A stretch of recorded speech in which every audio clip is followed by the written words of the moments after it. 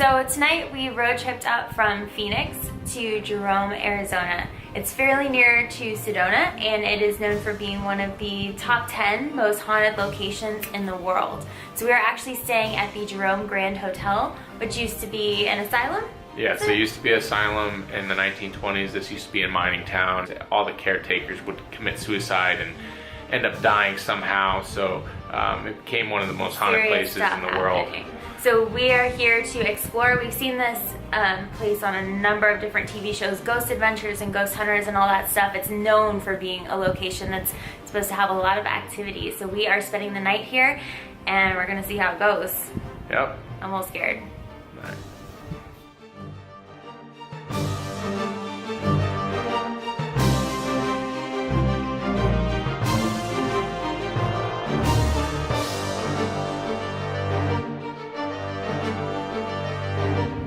So a buddy of mine was giving me a little pep talk, you know, hang in there, buddy, it's gotta get better type of thing. I said, Kevin, I don't know what I should do. Maybe I should just sell all this shit and go flip hamburgers or something. And this, we heard that. And that thing landed right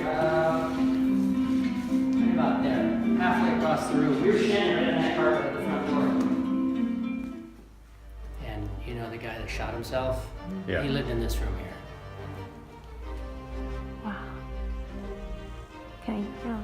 Yeah, a lot of people go, oh, is that the same guy that hung himself? Oh, well, two different guys. Basically, you just make peace with them and ask to share the space. Yeah, this would be amazing. Jeez. Yeah, that's the surgery room right there. That's creepy. Yeah.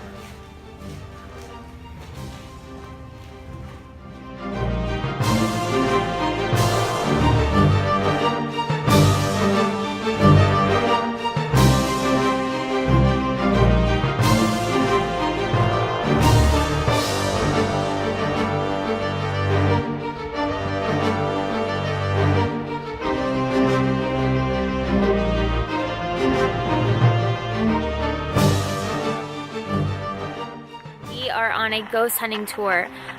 We have a voice box and we have EMF detectors, and we are going around trying to find ghosts. So far we haven't really found much. We've gotten a few hits on the voice box, but it sounds like hello most of the time, and we don't really know where it's coming from, and we don't know if it's a radio signal or if it's something more. Although on our EMF, I can't get anything, like absolutely nothing, not one light, but hers keeps going off.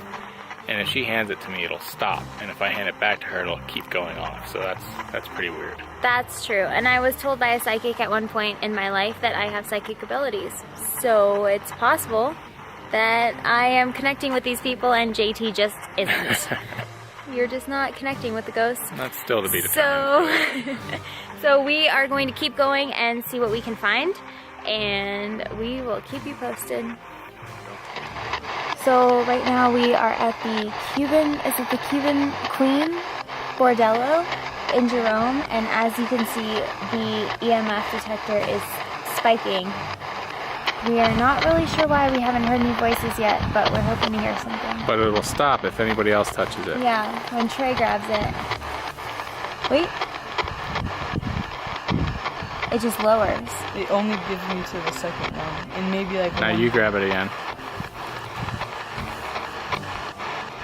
See here with the difference?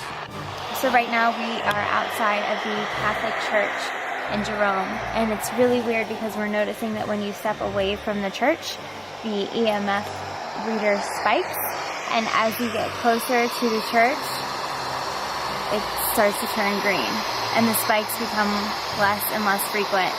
And then you can get back away from the church, and it starts spiking again. So my theory is that the church is protected, it's a Catholic church, and that once you step away from the church, look at that, you see the spike. Pretty cool. So right now we are in front of the workshop of Lonnie Anderson, and we were lucky enough today to get to spend some time with him. So we are big Ghost Adventures nuts. We watch that show all the time. It's a show on the Travel Channel where they go around and hunt ghosts all over the world. So Lonnie was actually featured on the episode, the Jerome, Arizona episode, where they came up to the Jerome Grand Hotel, and they also came down to his workshop. He was kind enough to give us a tour today, and we were absolutely geeking out about it. We were so excited. Yeah, we all acted like we saw a superstar when we walked past the shop and he was in there. And I can't say enough about him. He's a great guy. He immediately welcomed us in. Yeah. Took time out of his day. He was working in the shop and gave us a tour of the building, and then told us everything we wanted to know, and then sent us about our way through the rest of the Jerome. And or so we thought. yeah.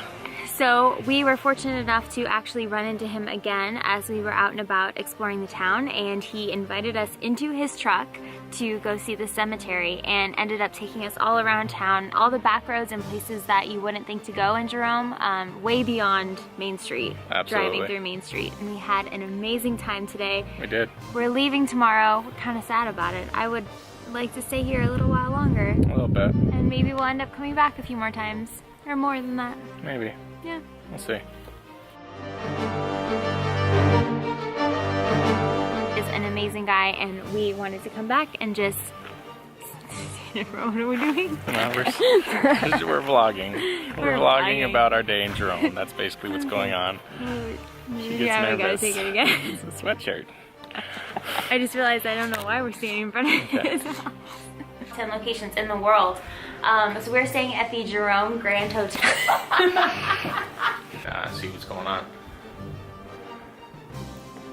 That's okay. Bye.